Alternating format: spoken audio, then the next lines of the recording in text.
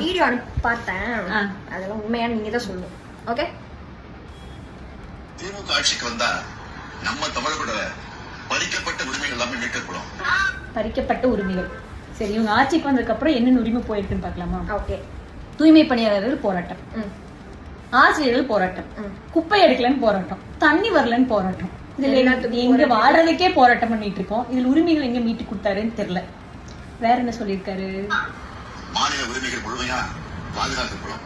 மாநில உரிமைகள் பாதுகாக்கிறத தாண்டி மாநிலத்தில் இருக்கிற கனிம வளங்களை பாதுகாக்கிற நிலைமை மணல் கொள்ள மழையவே காணும்.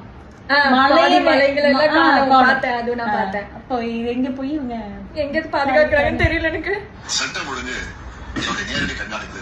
சட்ட ஒழுங்கு எப்படி இருக்கு தமிழகத்துலன்னு போய் பார்த்தா, இப்படி பார்த்தாலும் கொலை, அப்படி பார்த்தாலும் கொலை, கற்பழிப்பு, கஞ்சா, ஃபுல்லா அது மட்டும்தான் இருக்கு. இது மட்டும்தான். இப்ப சுத்தி இந்த 20 daysல ஏகப்பட்டது பார்த்தாச்சு.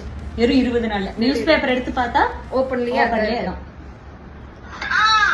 தப்பு செய்யறவங்க யாரா இருந்தாலும், மறுபடியும் சொல்றேன், யாரா இருந்தாலும் பாரபட்சம் இல்லாம நடவடிக்கை எடுப்பாங்க. தப்பு செய்யறவங்க யாரா இருந்தாலும்னா, கனிமொழியாக்க ஒரு மாநாட்டுல பெண் காவலர்கிட்டயே 2 திமுக நிர்வாகிகள் வந்து பாலியல் சீண்டல், ஏரோப்ளைன்ல போகும்போது அங்க இருக்கிற பெண் கிட்ட பாலியல் சீண்டல், 13 வயசு குழந்தைய பாலியல் சீண்டல். இதெல்லாம் வந்து திமுக கட்சி நிர்வாகிகள் மட்டும்தான். அப்புறம் ஏதோ இந்த 2 வயசு குழந்தை, அதுவும் திமுக காரங்க. தெரியல இதுலதான் யாரையும் தண்டிக்கிறாங்களான்னு தெரியல. பெண்களுக்கு எதிரான குற்றங்கள் இரும்பு கரத்து இவர் எங்க வச்சாருன்னு தெரியலையே. இரும்பு கரம் இருந்ததுன்னா இப்ப 22 நாள்ல மட்டும் 50 பாலியல் குற்றங்கள் நடந்திருக்கு. அப்ப எங்க போச்சு இரும்பு கரங்கள்?